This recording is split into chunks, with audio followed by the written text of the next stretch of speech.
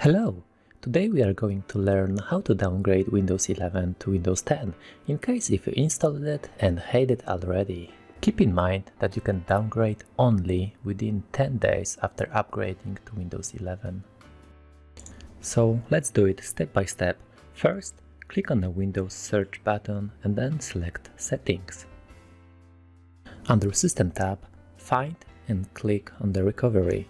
Then click on the option Go Back and proceed with this pop-up windows by clicking Next on each one and then go back to Windows 10 on the final one.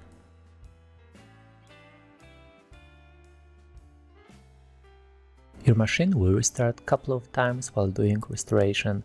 Keep in mind that it will take around 30 minutes to 1 hour in total, so don't panic if it takes a long time. Once restoration is done, you can log into your account. Just use the same username and password that you used for the Windows 11 machine. Congratulations! You now know how to downgrade your Windows machine. That's it for this video. I hope it was helpful for you.